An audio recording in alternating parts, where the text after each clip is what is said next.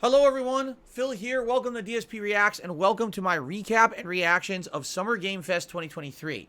We just finished watching the 1 hour and 45-minute long live presentation, and it was an interesting mix of stuff. We had some interesting updates and first information about games we already knew were coming out. There was a couple interesting announcements. Some release dates were added.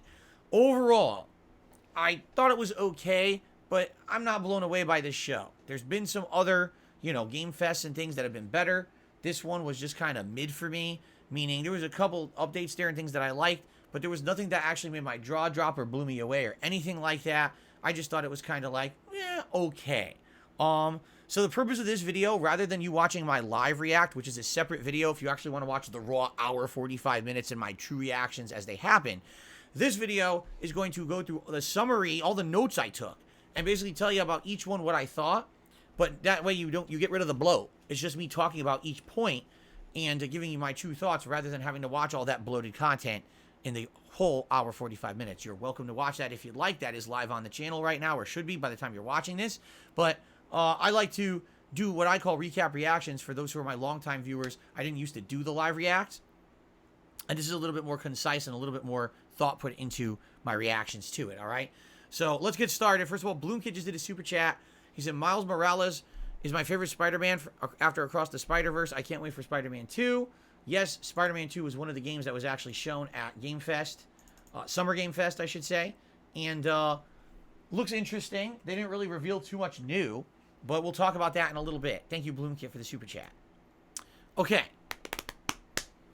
They started off the show with an announcement, a Prince of Persia game. Now you might be like, wait a minute. The Prince of Persia remake that was supposed to come out like a year ago and got delayed indefinitely, and apparently they've gone back to the drawing board twice, and they're still trying to redo this game. No, it's a new Prince of Persia game, a 2D game called The Lost Crown. It's interesting. It's more cartoony graphics, but it has interesting gameplay elements like combat mechanics, like fighting combos and stuff. And it looked pretty interesting to me. I was like, wow, it's a 2D Prince of Persia. Like they're going back to their roots after having those games that went full 3D over a decade ago around the Xbox 360 PS3 era. Looks like they're kind of going back to their roots with this new game, especially with the dawn of the more indie games movement and retro games movement. I'm not surprised that they decided to do that. But what was interesting is that there was no information about the Prince of Persia reboot or remake at all. It was just this game. And this is coming out on January 18th. Personally, looks interesting to me. I'll consider it because it looks like a throwback to me. Mortal Kombat 1. Ed Boon came out. He talked all about this game. For those who don't know, Ed Boon, one of the co-creators of Mortal Kombat, along with John Tobias. He's stuck with the franchise all these years, and he was here to talk about some of the new gameplay mechanics. First thing they showed was a trailer of the gameplay showing off the story mode, and it's interesting because in the story mode, some of the characters that we know, like Kenshi, isn't blind in the story. Okay? Pretty interesting that they're basically going back on a lot of the character designs to show, oh, this is before this happened or when this happened or whatever. So cameos, what are they? They're essentially assists. Did you ever play a versus game like Marvel vs. Capcom? Did you ever play the King of Fighters franchise? So you're going to have these characters who aren't necessarily full-fledged fighters, but they're assist fighters who will come in and do a special move or tactic during combat. You could use this to extend combos, but you can also use this.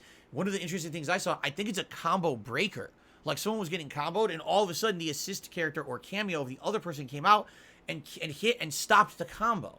And I'm wondering how often during combat can you do that? Because if you can always stop combos, that's kind of broken. So I get the feeling there'll be a limit to how much you can use this character or how many times you can interrupt a combo in a fight. But it definitely adds a new gameplay element that's never been in Mortal Kombat before. They brought back a lot of the classic fatalities. Like, for example, they were showing Kano ripping out someone's heart. They were showing Sub-Zero doing the grab your head and rip your spine out of your body fatality. And those are straight out of the original Mortal Kombat 1. It's interesting to see them making a comeback in this one. The only thing that kind of threw me for a little bit of a loop, the graphics. They actually look cartoonish a bit. Like they kind of went back a bit with the level of detail and almost made the characters look a little bit more less defined and more rounded out and cartoony. And I don't know if they did that for a reason. I don't know if distinctly there was a design choice that they wanted to do that. Overall, it looks good to me. It looks like the engine of Mortal Kombat 11 plus these cameo fighters is going to change it up a bit and make it feel a little bit different, which I'm totally okay with. So that's cool. That comes out in September. I'm looking forward to it. Okay. Shout out to a $2 tipper. Oh, never mind. This is a tip that came in earlier, and the notification came super late. So never mind. I already shouted that one out. Okay. Up next was a game called Path of Exile 2, which is funny because essentially it's Diablo, but it's like modern Diablo. I guess what people are saying is Path of Exile is a lot more complex than Diablo. So this is the sequel coming out, and they showed gameplay that literally looks exactly like Diablo 4 that I'm playing right now. In fact, the character was shooting Chain Lightning, which is my Sorcerer build in Diablo 4, and was using an Area of Effect Ice spell to get enemies off of them, which literally is the ability I'm using in Diablo 4. So it was weird because I'm watching it, and I'm like, it's all the same. Like, it looks almost like Diablo 4. But apparently, Path of Exile is the game that did advance that kind of gameplay in recent years, while Diablo was stagnant and not making anything new. So it's weird because I didn't play Path of Exile, but I guess people are saying, no, this really is the game that is prominent right now, okay? Canadian Kirk, no, that was not your tip. I have not gotten a notification for your tip yet, but it looks like PayPal's all delayed. So if you could be patient, if I don't get a notification in a few minutes, I can manually check. And I apologize. It does seem like PayPal is having issues with the notifications today. Sorry about that. Okay. By the way, I forgot to do a celebratory bubble blow when we hit 100 likes on the stream earlier. So, ladies and gentlemen, it's bubble time, baby. Thank you for the engagement today as I reacted to the Summer Game Fest. I really appreciate that. I swear this gun will start shooting bubbles at some point. There it goes. Just need a little startup. Haven't done a bubble gun in a while. I figured I'd do bubble gun today, considering the fact that we're full screen. Holy crap, that's a lot of bubbles. They went everywhere. Okay. They're now completely all over everything, which is why I don't like doing that much. Ugh. Okay, anyway. Continuing on. Street Fighter 6. Wow, there's going to be a big Street Fighter 6 update. At least everyone thought. But then all of a sudden it showed Ryu, and he's a robot. And he's in the streets fighting dinosaurs. And I'm like, what? And they said, oh no, this is not Street Fighter 6. This is a crossover event. Street Fighter 6 X Exo Primal. Because Exo Primal comes out this summer. I think they said like July 18. And so there will be a crossover where Street Fighter characters will be in the game. And it's like, all right, I get that. Crossovers can be cool, especially with, different franchises crossing over. But it was kind of a letdown because you thought they were going to announce something big. Street Fighter 6 is incredibly hot right now. It hasn't even been out for a week, and everyone's loving the game. Like, oh, wow, we're already going to get a big new announcement, and there was nothing. So it was kind of disappointing. Now, here was a shocker. Nicolas Cage is entering the realm of video games. He will be a new survivor in Dead by Daylight, releasing on July 25th. He was at the event. He came out. He talked. He was charismatic. And guess what? He knew what he was talking about. He knew all about Dead by Daylight. He was describing how he liked doing the dialogue for the game, how tense it was, how he likes horror movies, and how that's why he wanted to be in a horror game. I loved it because you could tell the guy actually cared. He said he had a family member who likes Dead by Daylight. How much you want to bet? It's probably like a kid or maybe a nephew or a niece or a relative who likes the game, and convinced him to be part of it, and now he's part of it. And I thought it was a pretty good segment because you could tell that this was not a paid, well, it was a paid celebrity appearance, but it wasn't, oh, he's just doing it for a bag of money. You could tell he actually cared about the project. And I liked that. Actual effort was put into it. And I was like, wow, this guy actually is kind of professional. That was pretty nice. So it was a pretty good segment. I actually recommend you watch it. It was pretty funny and charismatic. He even had a little bit of allergies, just like I've been having. He had to clear his throat. But it was a pretty good segment. I don't know what he's going to cost in the game or whatever. And let's be honest, Dead by Daylight is a pretty old game. It's still a great game. I like playing it from time to time when people nominate it for like a Halloween event or whatever. But it wasn't necessarily like the biggest announcement because, I mean, Dead by Daylight's been out for a very long time. Okay? Okay. Witcher 3 Season 3. This is the Netflix show. Was shown a giant, very, very cinematic trailer for it. And I'm sorry to say, I've never seen the Witcher show before on Netflix. I haven't had Netflix since it's been on.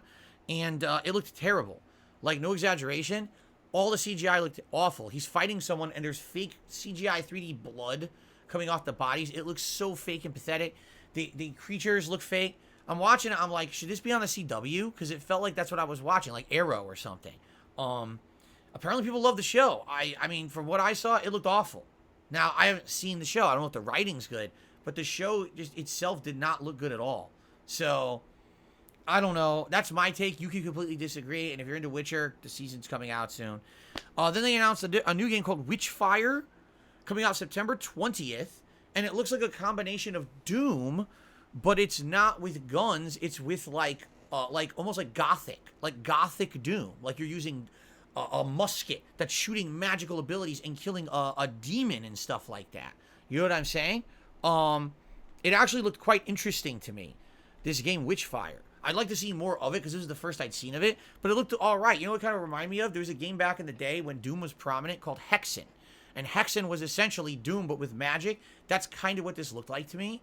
So I was like, oh, this might be pretty good. Witchfire coming out in September. I'll have to look more into that. Okay? Okay, continuing on. PlayStation VR. This was absolutely hilarious. Only one VR appearance the entire show. It was a PSVR game called Crossfire Sierra Squad. And it's just a first-person shooter, and it shows two people playing it co-op. It's hilarious because I'm like, I said to my audience when we were watching this live, I'm like, so let's see. Right now, oh man, I'm so hyped. I'm playing Street Fighter 6, the hottest fighting game. Man, I'm playing Diablo for the first time in 10 years. Diablo 4 is out. It's super hot. Man, I'm really enjoying the new Zelda Tears of the Kingdom. I'm tearing into this game.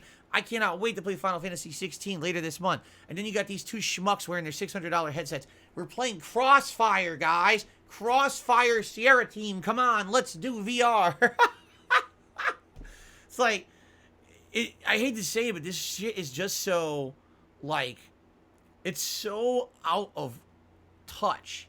The VR stuff these days, like, who the hell would be playing that? We're in the middle of a hot games coming out, all these game announcements. Who the hell would be playing a fucking VR game right now like that? Like, and it's funny because it's just in Summer Games Fest, the entire thing looks so out of place and like outdated garbage game. Really, honestly, it's like a fucking VR FPS game in 2023 when we're eating good, right? As gamers, right now we're feasting on amazing games coming out. You think I'm gonna drop my $600 for your PSVR 2 to play that shit? Of course I'm not. How ridiculous. So it was pretty funny. There was a third-person action shooter game called Remnant 2 featured. I don't know too much about it, and quite frankly, it didn't look good, and here's why. It ran poorly. Like, it looked like it was Gears of War, but again, kind of combined with this almost gothic fantasy vibe. It wasn't just guns, but magic and stuff used. And it might have been good, but I couldn't tell if it was like a co-op game that you play online, like a looter shooter. I couldn't tell if it was supposed to be like a campaign-based game, like Gears of War. It wasn't clear, and the preview they showed ran at a bad frame rate. It was below 30 frames on the stream. That all these games were featured running well, and this one looked bad. I'm like, that's a bad way to show off your game. If you're gonna have a segment on Summer Game Fest, you better make sure you're running at a smooth frame rate, and it wasn't. And I'm like, wow, that's gonna make the game look bad. I don't know who's gonna really care about the game after they just showed it off like that. So it's a sequel to Remnant from the Ashes, a Soulsborne-like shooter, says Swaggin. See, I never even heard of it. Remnant from the Ashes. So this is coming out supposedly July 25th.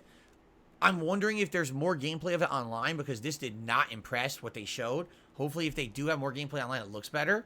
But you want to know what did impress? This was a shocking surprise announcement.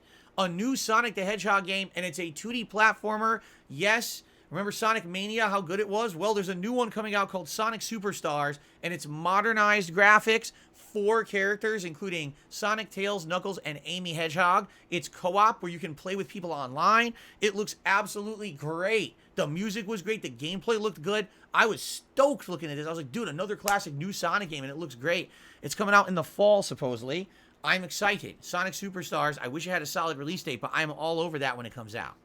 What I'm not all over is Honkai Star Rail, the latest game from the makers of Genshin Impact, which is absolutely hilarious. It looks absolutely not original whatsoever. It just looks the same animated style as all the games this company pumps out. Nothing interesting whatsoever in what they showed. I guess there was some new expansion and new character, and they're also advertising this game will be coming out on PS5 later this year. I couldn't give two shits. It's up to you. You care, give it a look, but for me, it's like a non-announcement.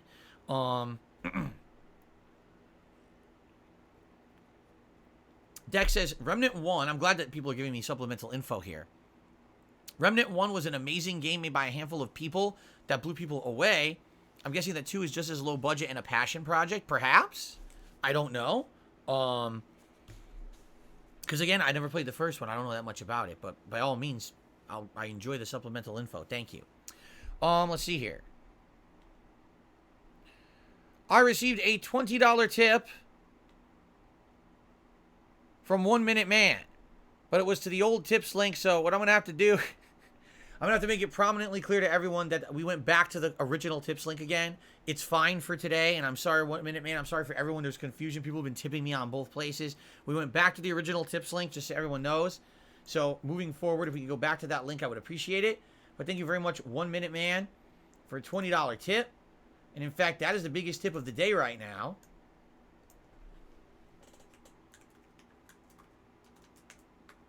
And that will jump us up to $65 in tips, so we will have Gunner Glasses. Thank you, guys.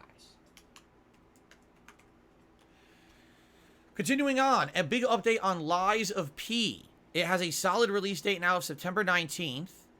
All right. The gameplay looked interesting. Originally, everyone was saying it's kind of like Bloodborne. I'm not sure if it is now because it looked a little different. It looked like it had some different elements, platforming elements and the like, that Bloodborne definitely did not have. So it's starting, in my opinion, it's almost starting to look a little bit more unique to me now. Okay? I guess we'll see if it truly stands out or not. But there is a demo.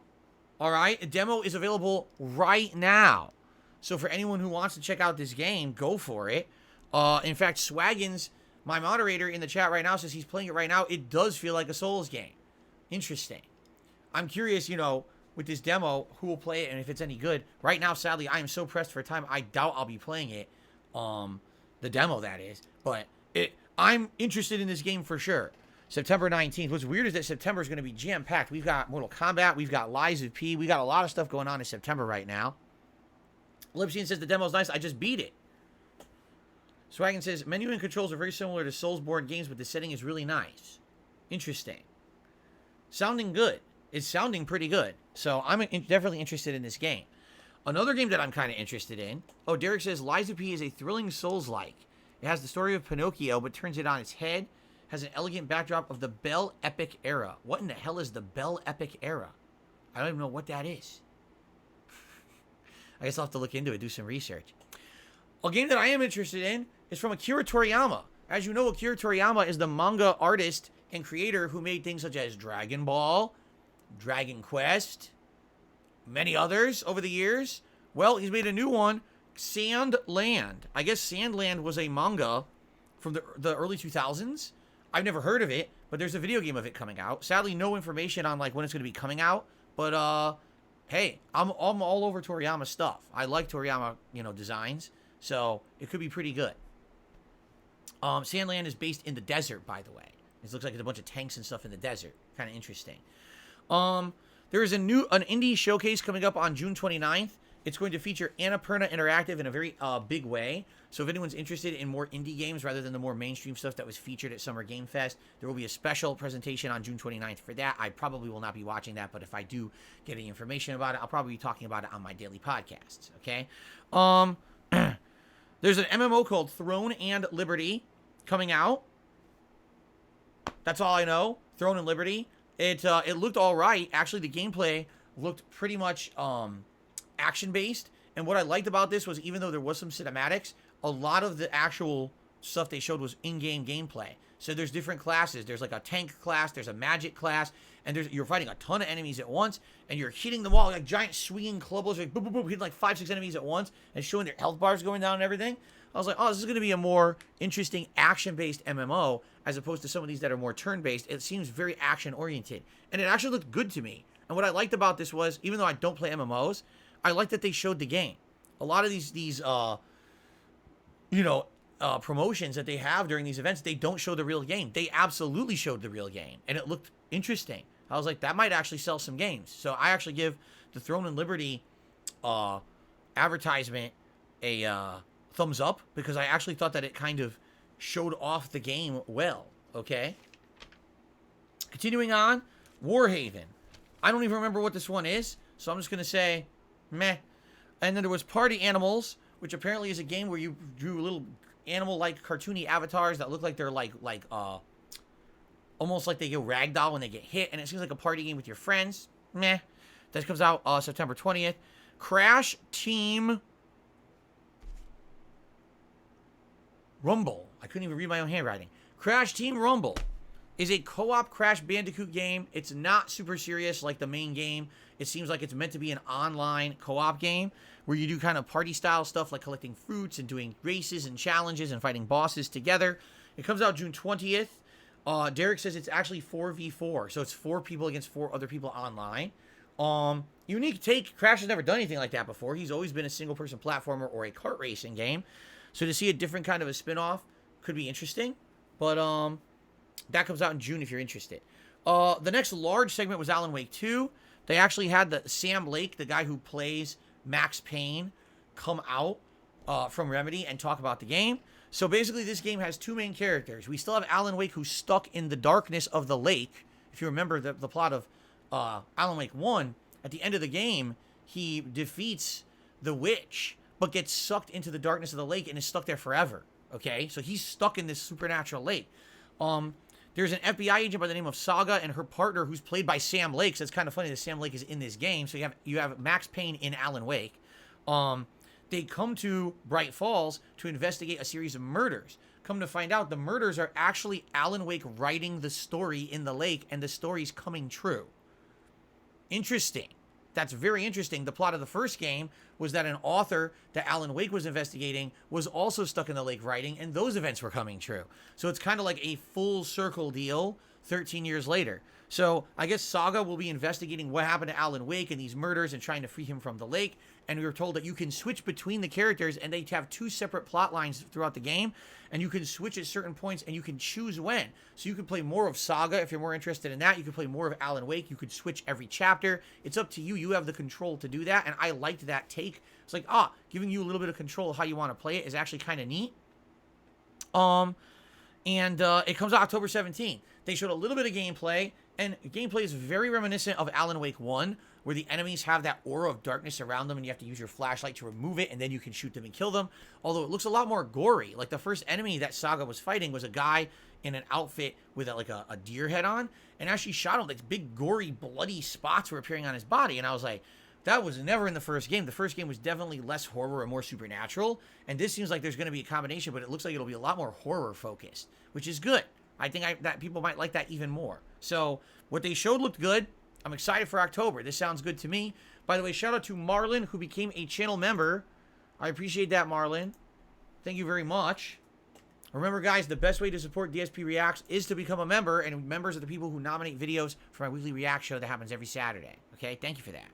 All right, up next was Warhammer Space Marine 2, which looks to me very similar to the Warhammer game from many years ago that I played. Kind of looks like Gears of War co-op. It's a co-op campaign, and it's coming out in the winter. I wish I had more to say, but it kind of looks just like Warhammer. You're a Space Marine. You're fighting hordes of these insect-like enemies that kind of look like the Zerg. It probably will be good if you like that style of game. What's up, Juan David Ortega? Good to see you.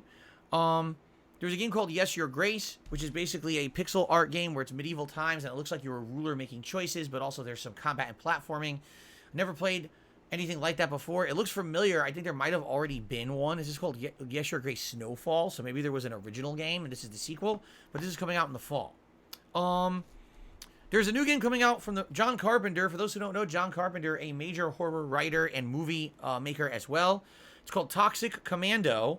It's first person, and it's a group of people, which is hilarious because there's like a white guy, a black guy, an Asian girl, and some other girl of other ethnicity, all in the car at once, talking to each other, and then they have to come out. It's like, of course, we had to have every race represented. Like, they have to be the most diverse group you've ever seen to survive in the zombie apocalypse, right? So anyway, they leave the car, and they start fighting zombies to the song of You Give Love a Bad Name. Yes, the Bon Jovi song. And it's hard to put my finger on what it is. I couldn't tell. Is this a 4-player co-op game like Left 4 Dead? Or is this a campaign where it's for people who can play together? It wasn't explained at all. It looked okay, but it really didn't give enough information on exactly what it was. This is apparently coming out in early 2024. Baldur's Gate 3 is coming out August 31st. All they did was do voice acting. It was the voice actors, and it didn't really explain the game, which kind of sucks for me because I've never played Baldur's Gate, so I don't really know what it is. And they didn't talk about the game. They just showed off the voice actors, which I'm sure the voice actors do a great job, but being that someone who doesn't know about Baldur's Gate, I would have liked to know more about the game, and we didn't get that. Kind of sad. Spider-Man 2. which I think should be called Spider-Man, because all the promotional art shows Spider-Man, Peter Parker, and Spider-Man Miles Morales next to each other swinging. I'm like, why is it called the Spider-Man 2? It's not the Spider-Man 2, it's Spider-Man. There's more than one Spider-Man. It should be called Spider-Man. Why would they not take that opportunity to call it Spider-Man? I don't know. But anyway, the villain is going to be Kraven the Hunter, but there's also going to be a version of Venom in the game. We've all seen that there's Black Suit Spidey, who has the symbiote, that he controls. And apparently the symbiote will come off of him and eventually possess someone and become the Venom creature, because they actually show Miles and Spider-Man kind of swinging through the city, fighting Venom in the street in some production art. Apparently the size of the city has doubled from the first game. So if you played Spider-Man PS4, imagine double. That's pretty cool, because that game was very lengthy and very challenging. Not challenging, but very daunting in the amount of content it had. And I 100%ed it. Well, this one's going to have double that. Another 100-hour playthrough incoming. Comes out October 20th. So it has a solid release date of October 20th. Essentially, September and October are stacking up to be incredibly packed months from what we're seeing. All these release dates coming out right now. You know what I mean? Like, we've got Mortal Kombat, Witchfire, Lies of P, just to name a few in September. Now we got Alan Wake 2, Spider-Man, and many others coming out in October. So we've got a big gaming landscape populating now. The rest of the year is starting to look really good, honestly. Okay? There's a game coming out called Pal World. It's absolutely hilarious. Listen to this. It looks exactly like Pokemon. In fact, I would argue the designs of the creatures are blatant ripoffs of Pokemon. There's one of them that was coming out that looked just like Gardevoir. And it's coming out, it looks just like it. I was like, dude, they're totally getting sued. It looks exactly like Pokemon. Now, what's the difference? Guns. These creatures pull out ginormous guns and start blasting each other. There's a dude pulls out a giant chain gun. He's like, brrr, shooting the creatures. So it's a little different than Pokemon, but outside of that, the premise, they're caught in balls, and they look exactly like Pokemon. I'm surprised that they did that, because they look like, I think they could get sued. It definitely looks like infringement to me. Supposedly this game's coming out in early 2024. Lord of the Rings Return to Moria. It's a game where the dwarves are returning to the mines of Moria. For those who don't know, in the plotline of Lord of the Rings, Moria was an underground dwarven kingdom, but the dwarves decided to dig too deep, and they unleashed evils that took over the city and killed them all. Well, in the Lord of the Rings movies and books, the Fellowship of the Ring have to pass through Moria, and there's some disastrous results. So now to see the dwarves come back and try to take over Moria again is kind of interesting. And it's weird because it seems like it's maybe action-based, but there's also strategy because it shows them building a tower and stuff. But the thing that I have to ask, which was not apparent from this trailer, is this from the same people who made Gollum? Because the people who made Gollum are contractually obligated to make 2 Lord of the Rings games. Could this be number 2? Gollum is one of the worst reviewed games in many years, so can you imagine what this one will be like? This game is slated for fall 2023, by the way, but I'm not exactly sure if it's the same people or not. Yeah. Continuing on. Don't Nod Entertainment, the makers of some great games that are narrative-based, I believe, like Life is Strange, but also the makers of some awful games, such as Vampire, are making a new game called Banishers, and it's a guy who apparently has a connection to a woman who's passed away. It sounds like they had some kind of a romantic relationship, but now they're tied. Like, she's supernatural, she's a ghost, and he uses ghost powers in order to, like, fight supernatural creatures or something.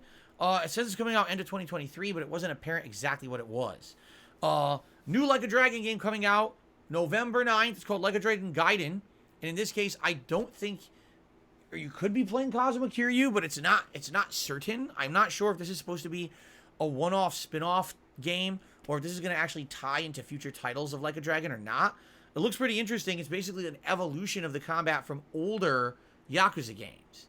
It looks like they've changed it a little bit. And you have these crazy abilities and things you can do in combat that makes it even more zany than it used to be. But it looks pretty good. It is interesting that they're returning back to modern times after the last spin-off they did earlier this year. Remember Ishin, which was samurai times. Now we're doing back to Tokyo again, modern days. Kind of interesting. I'm interested in it. I might play it November 9th. There's a game called Under the Waves. Looks like an underwater exploration game, including submarines, swimming, and other things. Comes out August 29th. It looked all right, but I'm wondering if it's going to be more like one of those chill games like Subnautica, or if it's more like an action-based game, or I'm not sure. It was hard to read from what they showed. It almost looked like suspenseful, almost like it could be horror, but I'm not sure. Call of Duty Season 4 for Modern Warfare 2 is coming out, and no one cares. So I'm just going to skip that. Derek has confirmed the makers of Gollum also made Return to Moria, so you can pretend like I never mentioned the game, because it's going to be awful just like Gollum, as you know. For those who don't know, Gollum is a horrible game, and the makers were contractually obligated to make a second game by the German government because they took a big grant of federal money there to make these games, so they have to make a second one. So pretend like it doesn't exist. Okay, Porsche is having their 75th anniversary, and in conjunction, they're releasing limited edition Xbox Series X and controller. I don't know why that mattered because you can't buy it. I guess it's only like a special thing. Anyway, continuing on. Fae Farm, which is a combination of fairy and farm, is a game in the veins of Animal Crossing and other games. It comes out September 8th on Switch and PC. They showed off some gameplay. It absolutely looked like Animal Crossing, where you can build your own town and farming and like a virtual village with relationships, but also there's combat. You head outside the town and you're fighting creatures and gathering items and stuff. So it's kind of unique in that regard that it doesn't look like it's exclusively sim stuff, but there's actually a combat and other things as well. If you're interested, looking for a more chill game, September 8th. Marvel Snap is coming out with a new expansion called Conquest Mode. If you don't know what Marvel Snap is, no surprise, it's not a console or PC game. It's actually a mobile game. I've never played it. I've seen people online talking about it. I guess it's a collectible card game. So yeah, they got a new mode coming out. King Arthur Legends Rise is a game where you can play as Arthur and other medieval characters. It looked interesting, but at the same time, they didn't give much or any information about it. No release date, almost nothing, so it's coming out. Stellaris Nexus. I think Stellaris is a game that already exists, and they're saying that, I guess, Nexus is an expansion for it or something like that. Space Trash Scavenger is a game where you're basically a guy in a jetpack, and you're flying through space solving puzzles and trying to dispose of trash. Didn't look too interesting to me, but it could be a chill game. They also mentioned a new Star Trek game called Star Trek Infinite and gave absolutely no information at all. All it showed was a fleet of starships flying towards a Borg world, and that was it. They didn't even say, is it mobile, is it console, is it PC, what kind of game is it? Nothing. Just Star Trek Infinite being developed. Great. Twisted Metal is a TV show. Did you guys know this? It's coming to Peacock this summer. Yeah, actually it might be coming to Peacock later this year, or later this month if I remember correctly, or it could be July. So they did a little preview of it, and what it showed was Sweet Tooth, whose body is played by the pro wrestler Samoa Joe, but is voiced by Will Arnett, beating up the other guy who's an actor from the Marvel franchises. I think he's the guy who plays Falcon, right? I forget his name. I totally forgot the actor's name. My fault. And they showed a scene that was so cringeworthy bad writing. It was super duper corny to the point that I don't think I have any interest in this show whatsoever. So basically it shows the two of them play fighting. Oh, it's Anthony Mackie. Thank you for giving me the actor's name, Anthony Mackie. My bad for forgetting his name because he is a good actor. So they show them play fighting. They're supposed to be seriously fighting, but it's like a fake, really choreographed bad scene of fighting. And Sweet Tooth essentially is making cracks. He grabs Mackie's head and smashes it against a slot machine in a casino. The glass starts to crack, and he starts playing the thong song from Cisco. I'm not kidding. He's like, dun dun dun dun dun, let me see that thong. And as he's singing, Anthony Mackie starts singing the thong song too. And so they have something in common now. And now all of a sudden, they're like friends. And that's like the end of it. Like they bonded over the thong song. Now, first of all, how many of you know what the thong song is? I bet less than 2 people are raising their hand right now because it's such an outdated cultural reference. No one cares about Cisco. No one gives 2 shits about this guy. He was an artist in the like late 90s, early 2000s. He was kind of unique because he danced as he sang, and all his music was very kind of over-the-top sexualized. He was like a gimmick guy that made like 1 or 2 albums, and after that, no one gives a shit about this guy. So why they're making this reference in 2023, I don't get. It wasn't funny. It was really corny writing. I was like, oh my god. So that's what Twisted Metal is now? They made a show out of this, and it looks like shit.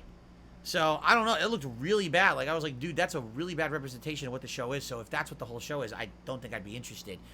Watch it for yourself and judge, okay? Lisfanga, Time Shift Warrior, is a game where you play a warrior who can then freeze time, rewind it, and replay it. So, it's you fighting, but also your clone from the past fighting as well. It seems like a puzzle game. Seems interesting, more indie style, but looks all right if you're interested in that kind of thing. No release date for it, though. Oh, wait, never mind. It said summer. So, this summer, apparently. Immortals of Avium is a high production game. The reason I say high production value like this is because Jeff Keighley made a very, very big point to mention this at least 3 times while the game was being presented, as if he was specifically told to say, this is what you should say about the game. It's kind of weird. So it's a first-person shooter, but it's using magic instead of guns. All right, there's a lot of platforming involved as well. It's a little weird because it was showing energy bars above the enemies, and I was like, well, wait, is it kind of like Borderlands then? I don't know. It seemed like a combination of things. Could it be Doom? Could it be Borderlands? Could it be like Hexen? Or even the other game that we saw earlier, Witchfire, right? I mean, it seemed like a combination of stuff, but it was really hard to put your finger on what it was from the presentation they gave. And it's coming out July 20th. Give it a look. Fortnite has a new expansion called Wilds. I believe this is like their 422nd season or something like that. Yes, children still play this game. It's very prominent with small children. There's an expansion where Transformers are now going to be in the game. The Transformers characters, Optimus Prime, and probably others will be in the game. And then the final thing to close the show, yes, that's it. We're about to end the recap, was Final Fantasy VII Rebirth, which they showed the characters running in the open world and doing open world combat. It reminded me of Final Fantasy 13 in a way, but then in a good way. I think the open world looks nice. It looks like they are continuing on with the same plot lines as the original game. For example, at one point they're at Cosmo Canyon talking to the guy who is the guru, the magic guru or whatever, who's like the Red 13's like dad or whatever. He's not really his dad, but he's like the adopted dad or whatever. And so they're showing some scenes that are straight out of Final Fantasy 17, but at the same time, you hear Sephiroth talking. And he says, we realized that I killed Tifa. So if I killed Tifa, then who is that that's with you? And that was an interesting twist because I was like, so are they rewriting the plot entirely? Who is Tifa then? How is she alive if he killed her in the this timeline? Then how is she alive, right? So I was kind of interested. Final Fantasy VII could be pretty interesting to me. Sadly, no real release date. They're saying early 2024, but we don't know exactly when in early 2024. And the one thing that they ended on, which was really weird, okay, 2 discs. 2 discs. So if you're buying it on PS5, there's 2 freaking Blu-ray discs. That's how big this game is. Can you imagine the size of the download? It's probably like 400 gigs on your hard drive. So this is going to be pretty interesting, right?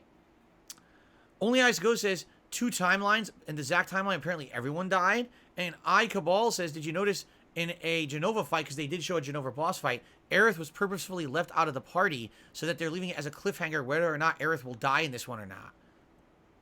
Interesting. Here's what I like about this. Now that we know what the game is, we're not being bait and switched like we were with Final Fantasy VII Remake. We now know the plot can change. I like that. It's not predetermined. I'm not playing something I already know the outcome of, so now anything can happen. That's exciting to me. I like that more than a game where it's a remake and I know the plot. So I'm actually more interested in Rebirth than I was in Remake, and I'm actually more committed to it now. I'm actually vested in it, and I'm excited for it because I thought, Final Fantasy VII Remake was a good game, but now that we know what they're doing with it, I think it has potential to be even better. So I'm excited for when this comes out next year. So overall, recap reactions here of Summer Game Fest 2023. What were the best things? Prince of Persia new game coming out, and it's 2D, looks good to me. Mortal Kombat 1 looks good with the cameos and looks like a solid, great game. I would say Witchfire maybe has potential, but I'm not sure. Sonic Superstars coming out in the fall is so good. I'm very excited for a new Sonic 2D game. This one looks absolutely outstanding. Lies of P is looking pretty darn good in September. And by the way, there's a demo if you want to play it. A new Toriyama game is always welcome. Alan Wake 2 looks pretty good. If it is more horror themed and focused, I think it'll be a better game than the original. So I'm excited for that in October. Spider-Man 2 looks good. They didn't really show off anything new, but it looks good. Pal World looks good. It's Pokemon with guns. I know I'm joking, but at the same time, it might actually be a good game. I'm not sure. I'm interested on more information about it and how it's going to exist without getting sued into oblivion. Don't play the new Lord of the Rings game. It's going to be shit just like Gollum. Like a Dragon Gaiden, I might play on November 9th now. It looks pretty good to me. Literally nothing on that page. And Twisted Metal Show looks like complete shit. And Final Fantasy VII Rebirth looks good. So I would say it was a mix. All right? There was some good and some bad. Overall, was the show worth watching? I would say yes, but the one thing that's disappointing, there was no big moment. People were like Silent Hill. Everyone thought Silent Hill, and there was zero Silent Hill. Nothing. And they're supposed to be making a new game, a remake. Everyone thought Metal Gear Solid 3 remake. Nothing. Not a peep, right? So that's kind of weird that some of the biggest things people were anticipating would be at Summer Game Fest didn't materialize, and we're wondering, will these have more information soon or whatever? Still good stuff in here, and now I'm going to basically be populating my game calendar based on this, which is a good thing that we have more games now in the lineup that are coming out. But at the same time, I was kind of deflated. We didn't get some of the big announcements that we were looking for, okay? Lola did a super chat, says, why do they still make VR games? VR is no good. Well, that's a subjective opinion. You guys know my history with VR and how I liked it for a few months and then it fizzled out and I never gave two craps about it ever again. I don't think that this was the showcase to be showing off that VR game. It looked so out of place and was laughable. It's like, this is a showcase of mainstream games, hype stuff. Here's a random VR game no one heard of and no one's gonna buy because no one spent $600 on PSVR 2. It was just like, what is this? You know what I mean? It certainly wasn't a killer app they showed off either. So Troma says, I feel the big moment was Nick Cage making an appearance and nobody cared. I cared. I definitely cared. I think it's because of the game. If he was making his own game, imagine if Nick Cage was in his own game where he's the protagonist in a horror game. I think people would go crazy. But saying, oh, he's just a character in Dead by Daylight, a survivor, is kind of like... What I would hope is this is the stepping stone. This is him getting his toe into the lake of gaming. And if it goes well, then maybe he would be featured as a prominent character in a game moving forward. I think that would be nice. Bread says, Like a Dragon Gaiden is a game that will tell the story of what happened to Kiryu after Yakuza 6 before bringing him back in Yakuza 8. Okay. Sounds good to me. Then I think I should play it. All right. So overall, Summer Games Fest 2023 was okay. It wasn't amazing. It wasn't bad. Was it worth watching? I would say yes. I learned a lot. I'm going to add some of these games to my calendar.